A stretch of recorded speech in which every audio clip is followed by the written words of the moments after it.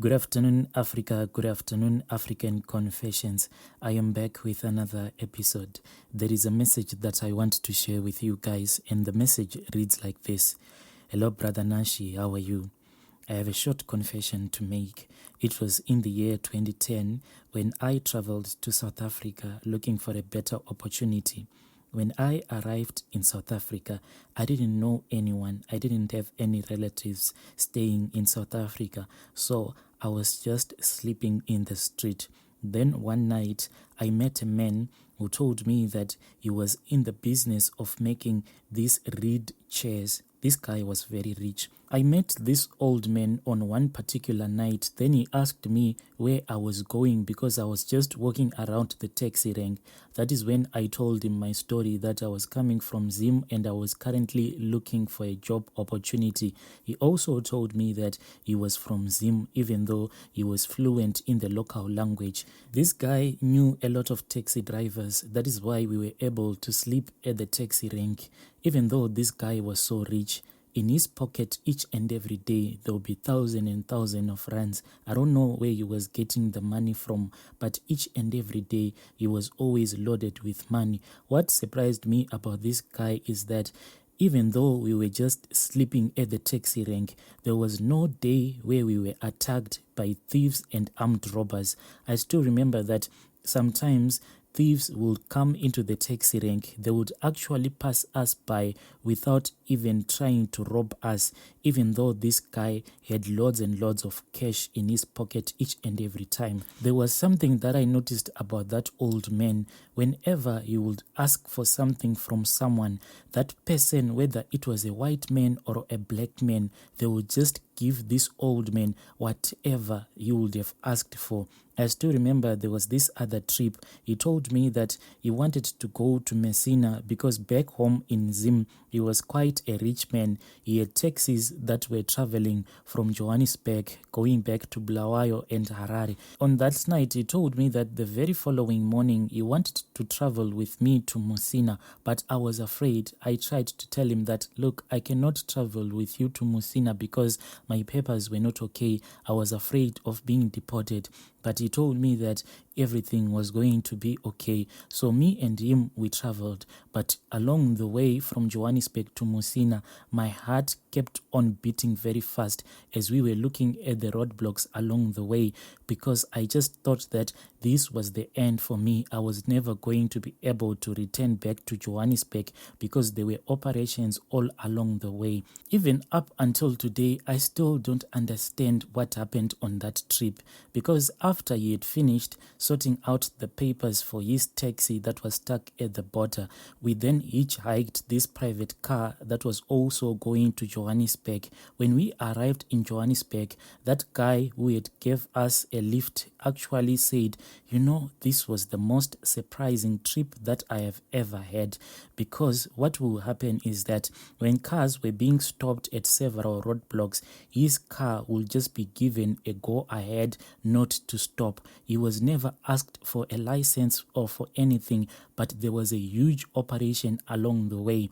When we finally arrived in Johannesburg, that is when that old man took out a stick that was underneath his tongue, and he said, I have been keeping this stick underneath my tongue from Messina. That is how this old man used to live his life. Whenever he would speak something, it will happen. And whenever he would ask anything, either from a white man or from a black man, that person will give him whatever he was asking for. So each and every morning, we would wake up and we would walk from the taxi rank going to the place where these guys were making the chairs, and some of them were selling paintings and stuff. I don't want to mention the name of the place, but the place where we used to do our business, there were other guys who were also making the chairs. Some of them were making like those statues, and some of them were selling paintings. The place was where most white people stay around Joburg, and the rich were staying in that neighborhood.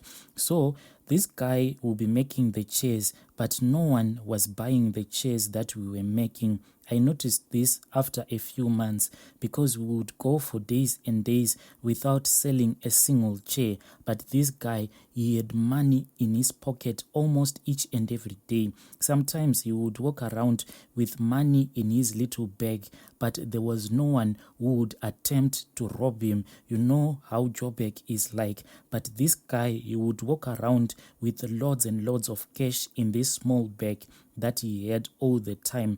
As time went on, I think that this old man started to trust me little by little. That is when he told me that he had been given a tokoloshi, and he told me that this tokoloshi is the one that sleeps with all of his daughters, whether they are married or not married. He told me that even if his daughters were to have kids in the future, they won't be able to breastfeed their babies because the tokoloshi is the one that has been breastfeeding on their breast since they were little girls. Because this tokoloshi had been breastfeeding on their breast since they were little girls, he told me that his own daughters had lost the ability to produce milk. When I started working for this guy, I thought that he was just a regular old man who didn't want people to know that he was that kind of a rich guy. But it always bothered my mind, as rich as he was, why did he opt for us to stay in the street? I worked for this old man until 2015. That is when I noticed that this guy had gone totally crazy, and I ran away from him. I never met him again. I don't know where that old man went. When I ran away from this old man, what happened on that day was that we were sitting at the taxi rank. We were just eating pap. So there was this Indian shop where we used to keep our phones and our bags. So whilst we were eating pap, that old man just violently rose up from where we were seated eating the pap. Then he walked over to the Indian shop and he came out holding his bag and he sat down. After a few minutes, he rose up again. Then he took out a very long bush knife. Then he started to chase the women that were selling in that taxi rank. The time that he was chasing people in the taxi rank, whilst he was holding a long bush knife, it was as if he had been possessed by two demons. And it was as if those two demons were trying to speak at the same time.